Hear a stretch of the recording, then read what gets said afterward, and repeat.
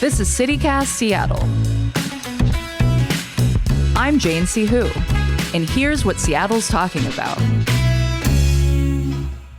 Hey neighbors! Today on CityCast Seattle, we're reflecting on this election season. But first, I want to ask Hannah Krieg, Seattle's reporter without a boss and founder of The Burner, do we use that little security sleeve when you turn in your ballot, or do we, as a Redditor said, raw dog it? This is my first time using the sleeve. I think because I voted in person, I was like doing it really careful because I was being judged and watched by a room full of people who were definitely not watching me or judging me. But I did use the sleeve this time for the first time. But otherwise, yeah, I usually hit it raw. All right, Chase, critic and journalist at the Seattle Times and a contributor to KOW. Do you security sleeve it or do you raw dog it? I guess I have never thought about this, and so I'm probably going to say I've used it most times unless I forgot, just because it's like I don't want to have to recycle all this extra stuff, so I might as well just get it out the door. It's included, and also I'm realizing like how much of a little rule follower I am. It's never occurred to me that I could just not use it. I mean, it does say optional security sleeve on it. But okay, Hannah, you touched on this already a little bit. You voted in person. I hear that you experienced a bit of a saga in attempting to vote. Care to tell us what happened? I have been registered to vote at my ex's house for a year. And it's always been kind of an issue. I even made a TikTok telling people to make sure to like update their registration before October 27th so it comes to the right address. I just didn't do it. But you didn't. I didn't. Do as I say, not as I do. And then I ended up texting someone who was staying at my ex's house because he was in Japan. It was a whole thing. And so I had to text his friend who was like house sitting for him. And then it wasn't there. And I was like, oh, I think it is there because the county is telling me it's there, but whatever. And so I just marched down to Lumen Field and I went to the voting center, and it was actually a super fun and quick and easy experience. And then I didn't have to print anything out, which is how I strive to live my life, the least amount of like fidgeting with printers as possible. Who has a printer anymore? No, it's like everyone's like, just print it out. I'm like, at the library? Where? I mean, yeah, at the library. I guess I had a printer up until about a year ago, but it needed ink like 24/7. And I was like, am I made of money? Like, I can't go and be buying all this ink. Okay, so you went to Lumen Field, you voted in person. I don't think I had ever considered what happens if you can't find your ballot or if you lose it or something. So they have these in-person voting places. Was it crowded? Like, set the scene a little bit. What was it like? It was super empty. I think it was like 1 p.m. on Monday. So, people have jobs. I have a fake job. So I understood that it was going to be a little bit, empty. And there were more like election staffers than there were voters. I think there was like probably a dozen like staffers and then like 6 people voting. And I took the longest because I was like filming stuff. And I was like, this is so embarrassing. It's like, why am I a democracy content creator? But it was pretty empty, and I think it's something like 40% of people vote day of, so I can only imagine that a lot of those people are going to be, oh, fuck, I don't even have a ballot. Like, I have to run down to Lumen Field, or there's voting centers all over King County. Chase, have you ever lost a ballot? Have you had to go through this whole rigmarole? No, I thankfully have not. I have been a good card-carrying Washingtonian Antifa member and mailed in my ballot, which apparently will cause the downfall of democracy, but really is just a very easy, smooth way to get things in. Like all the times where people will say, it's great to see these crowded lines, democracy in action. And it's like, no, I don't think that's what that is what we're seeing. It's better to have it be that it's just a seamless thing, not crowded. Everybody gets in and out if they need to. But ideally, it's just mailing things in is where it's at. Yeah, I feel like we're really lucky that we live in a place where we can just fill out our little ballot, take it down to the ballot box or put it in the mailbox if you do it early enough. And yet, as of Monday, the day before the election, less than 20% of people in King County who are eligible to vote have turned in their ballot. I mean, what is going on? What gives? Are we procrastinating? Are we so disillusioned we don't care anymore? Like, what do you guys think is going on? I think it's the procrastination. It's usually that everyone is like, oh, I'll get to that. I'll remember that. And lives are busy. Lives are chaotic. I've had a lot going on and I'm always like, it's important to vote, but I'll get there. And everyone eventually who is going to vote typically does. But this is one of those times where it's like a conversation of, should we shift the off-year elections to not be the off-year elections to increase turnout, have more people be involved? That's a conversation to be had about this. But for now, it's probably going to be the same. We're going to see. This year was pretty shockingly low, but it also is part of a trajectory of people don't typically get in very early, especially in off-year elections. Yeah, I mean, I would say that the low turnout we're having right now is pretty typical for like an off year. Like, I assume it'll probably hit that like usual 45% turnout in an off year, which is like low but expected. Yeah, I was wondering if that actually was atypical for us or whether it just feels shockingly low. 20% is just so bad. Hannah, I know you also wrote a little bit about how the breakdown has looked by age. And I was looking at the stats, and 93.5% of people between 18 and 24 haven't voted yet. And it's in the 80s for people between 25 and 54. So basically, like, the 55 plus community is the only community that's really like pulling their weight in terms of even showing up a little bit. I mean, is the answer here just that we are all busy, or, I mean, what is happening? I think it's a lot to do with like typically people who are older, they tend to have like maybe a more stable lifestyle. They have a house, they own their property, and they're not switching addresses every year because they're getting priced out. They're not breaking up with their loser boyfriend and having, you know what I'm saying? They know where their mailbox is. I don't even know where my mail key is, you know? So I think there is like just sort of that like logistical thing and then like an awareness thing. Older people have voted in more elections. They are used to the rhythm a little bit more than maybe a younger person who hasn't thought as much about their local elections. Maybe a younger person hasn't ever gone to City Hall to like battle for the rights of trees. So they might not care as much about if Eddie Lynn or Adonis Ducksworth's going to win. Mm-hmm. Yeah, no, there are definitely systemic reasons that people could be less likely to have located their ballot and then also had the motivation to actually fill it out. But I would love to see more 60 plus people breaking up with their shitty boyfriends. So yeah, they probably need it. Chase, what do you think? I was going to speak up in defense of the youth vote a little bit, because I think there are people getting more engaged, even as this has been a sad week. Rest in peace to Teen Vogue and their politics coverage. That was very essential. I know. But I think people are aware of what's going on. I think they are getting more engaged, especially this election cycle. I think that there have been people really hoping for and pushing for substantive change. We'll see how that ends up panning out, whatever way the election goes. I think they'll get there. I believe in my fellow procrastinators and young people. I also heard that Kamala Harris is in town on election day, which is kind of a fun Seattle moment. That's one way to say it. I was going to say my immediate thought goes to people trying to get to work in the traffic, like being disrupted immediately. That's a good point. Yeah. And she's like, it's later on in the early evening too. So that could be like, I mean, the traffic gets horrible whenever a president's in town, or not a president. Someone like Kamala Harris is in town. Yeah. I'm with her, I guess. But so it could be, I don't know. Is she suppressing the vote to help Bruce Harrell? Maybe.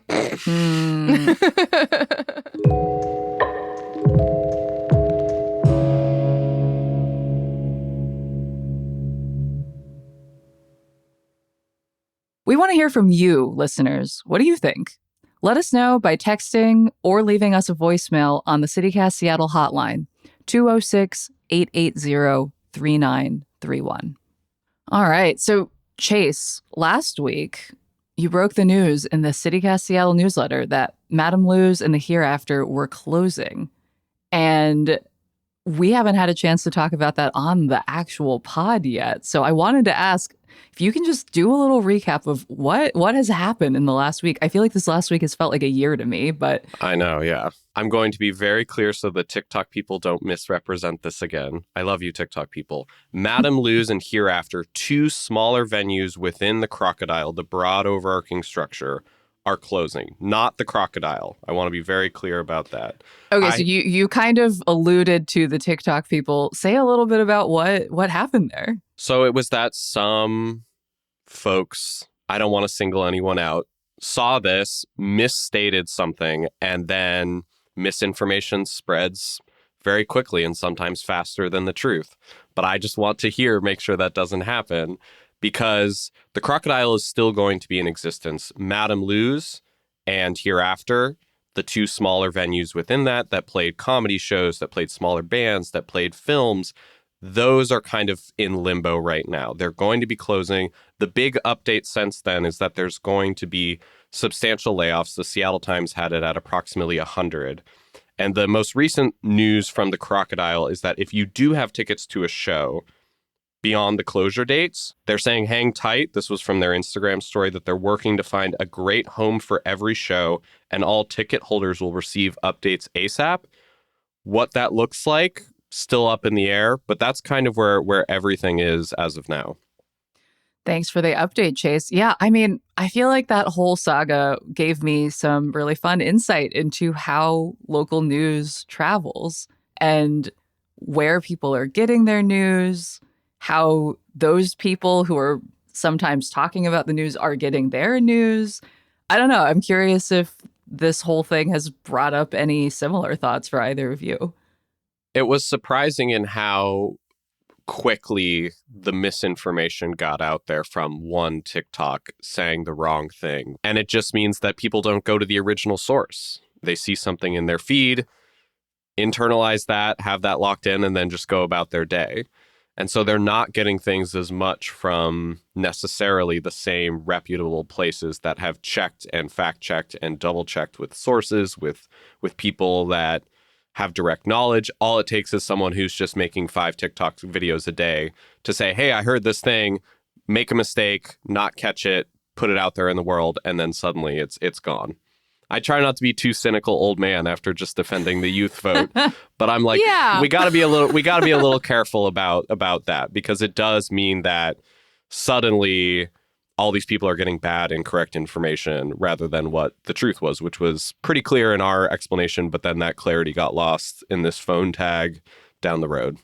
I'll defend the TikTokers as a TikTok news gal myself. I mean, legacy media gets stuff wrong all the time. TikTokers get stuff wrong all the time. And I think that, if anything, this is a sign that of the dwindling power of print media, legacy media, and stuff like that. It's like, you got to go where the people are going. If you want to compete with the power of the TikToker, whoever it is, you got to, build up your own presence. And, I think it shows where people are seeing their information. And a lot of times it is on social media.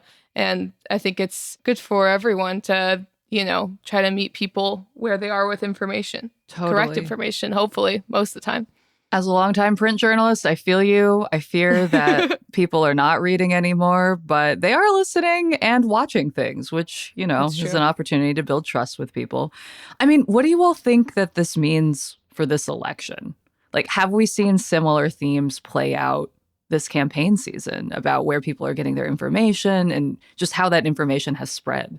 I don't know to what degree it has, influence the election, but it is just the case that Katie Wilson has dominated the social media sphere in a way that Bruce Harrell didn't even attempt to do until he decided to make the city's official social media pages his own fan page, legally, I guess. And he's definitely ramped that up in recent weeks. But I think you probably could attribute some of Katie's success to just her social media presence and her ability to garner views and get name recognition that way.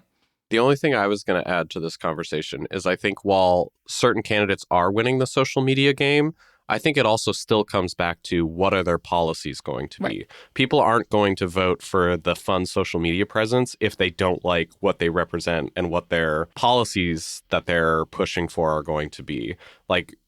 Not to compare us to New York too much, even though many a publication has, there is success to be had in having a ground game of getting people excited, but you have to give them something to be excited for as well. Mm-hmm. Otherwise, people are just going to say, that was a fun social media video, but am I going to come out and vote? Am I going to go out and phone bank or knock on doors or support these people? You have to give them that extra motivating force. I was thinking that Katie Wilson already has a bit of an advantage just in being new, right? Like, we haven't reelected an incumbent since, I believe, 2005 as a city. I wonder, even if she hadn't had more substantive policy that she was presenting, if people would have just been excited about someone new. I'm going to be a hater about that. I think we always talk like, I think it's just like one of those things that reporters say just to be like, I know facts. Yeah, because our last mayor was an accused pedophile. And then the fucking Jenny Durkin just like didn't run again. It's like, we didn't really have the opportunity to have a 2-term mayor in a long time. At least in those 2 cycles, everyone wanted Bruce to have a second term. Like, Labor like cleared the field for him to have a second term. Business was going to back him for a second and did back him for a second term. I wouldn't even say that she has so much of a advantage. She's working really uphill against a lot of forces, and the history of that lack of term 2, I think, is more complicated than just we don't like the incumbents. Like, okay, our incumbents gassed the neighborhood on Pride Week and then decided not to run again, and then another mayor resigned in disgrace. So that's my hater thought. I'm sorry. That's legit. I was going to say that with that historical context, I do think there is a national anti-incumbency wave that we're seeing. I think there are people wanting to see substantial changes, both in terms of the broader direction of the country being a pretty alarming one for a lot of people and deep concerns about that. And then just also on a local level, people want to see their lives change. They want to see certain material things improve. And if the incumbent is not doing those things, or people are feeling like the incumbent is not doing those things, you're going to be looking for someone new. And I think we're going to be potentially seeing that as soon as people are listening to this. If you want more Seattle news, you're in luck. In addition to this podcast, CityCast Seattle also has a daily newsletter. To get the latest headlines and events in your inbox every morning, you can subscribe at seattle.citycast.fm. Okay, Chase, so before our break, we were just talking about the will of the voters and what we're seeing nationwide, right? Of course, much of the country is also voting today, and national outlets have started writing about our mayoral election as well.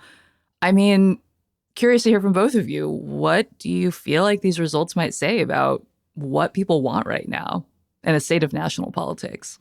I think it's going to say what they want locally and then also nationally, because the biggest thing you need to not do is say like, oh, this is about national politics too much, because it is that people care about that. But people also want to see day-to-day housing concerns addressed and have that be something that they feel is reflected in their political candidate. Not to do too much of a shameless plug, but I recently had watched this documentary called WTO 99, and I wrote a piece about it for the Seattle Met and talked to the director of that. It's showing at Northwest Film Forum. And that was a moment in time where people were very fed up with the status quo.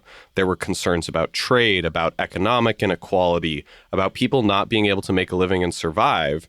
And I feel like we're at a similar inflection point, both unfortunately in people's struggles, but then also in the crackdowns we're seeing, because that documentary in that moment was very much about police crackdown. And I think that's reflected in what people are seeing. Do you want to see police be funded more? Do you want to see more surveillance in your city? All of these are big questions that are local and are national and are about the existential future of the country.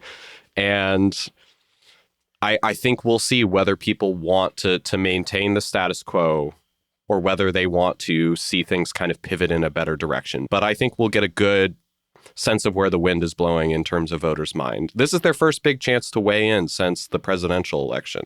Like, for all the polling, this is like the actual, here's what we think, here's what we're feeling, here's what we want to vote for, here's the person we want to see impacting our lives in the next several years.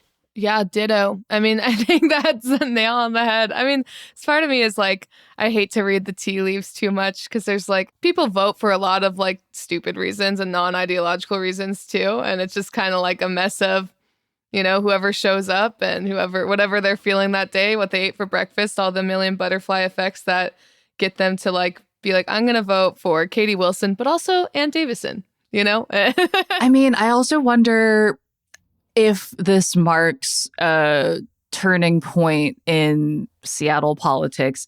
I don't know about you all, but this has felt like a particularly brutal election season for personal attacks. I mean, not to say that politics does not include personal attacks fairly regularly, but in the last couple of weeks, it feels like a lot of the conversation has kind of devolved into, folks talking about each other. I was reading the Seattle Times rants and raves section, which I love. Sometimes it's like, old man yelling at a cloud. But there was one that I saw that said, rant to candidates who post supposed faults about their opponents in their campaign promotions. You're supposed to be open-minded and get along with others. Like, is that just a thing of the past? Like, did this election actually feel meaner to you all? Is this just how it's going to be now? I appreciate that ranter being like an elementary school teacher, being like, can we just all be nicer to each other? Can we all just get along? I don't think that's going to happen because I do think politics is personal. You're voting for an individual. You're voting for that as the figurehead of whatever policy it's going to be. So personal kind of attacks are always going to come into play. I will say, I think that if not meaner, it's been a little bit more of a stretch to get to the meanerness. Because we had what I think was good, valuable reporting to open up a conversation about Katie Wilson being given some money by her parents to deal with childcare. And my mind goes, this seems like it should open up a conversation about childcare in the city and which candidate is going to address that. Instead, it became everyone got a text from the mayor being like, this person is a hypocrite or this person is disingenuous, when it's like, does that really matter? It might win some people over who are just like, oh, wow, I feel like this is dishonest, even though everyone was honest in the situation. It's one of those things where I don't know who that serves. It might backfire. It might not help because the immediate question is, well, what is it that you're doing to address this? That's the real thing that I think should be focused on.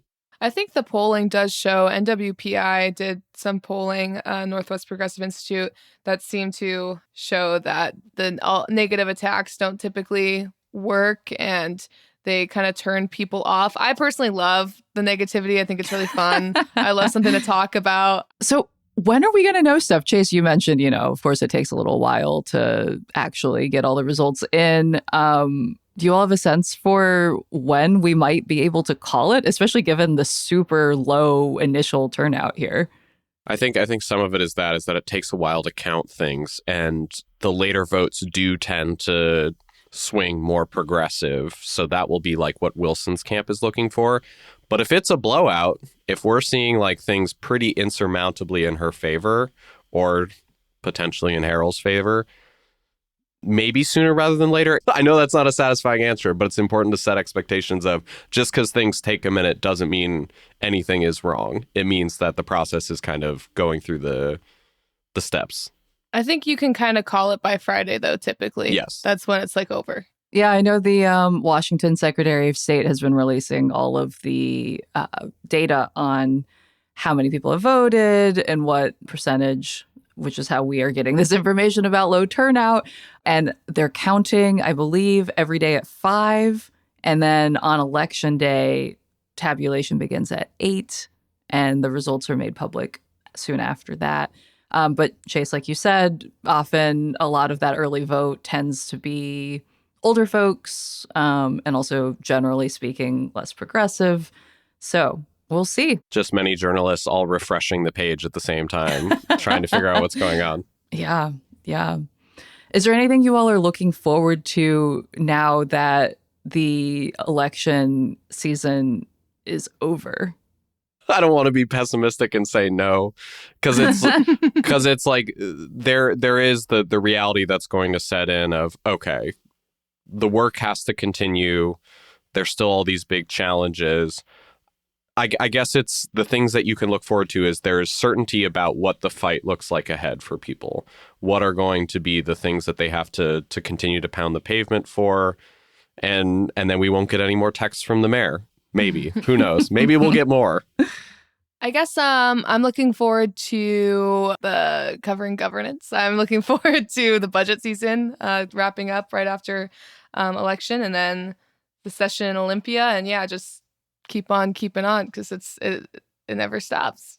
I am looking forward to getting a lot less junk mail in my mailbox. Been getting all those mailers and just been putting them right in the recycling. So be nice to not get those anymore. Well, that's all for today here at CityCast Seattle. I'm your host, Jane C. Hu. Thanks so much for being on the show, Hannah. Yeah, thanks for having me. And thanks for joining us, Chase. Thanks so much.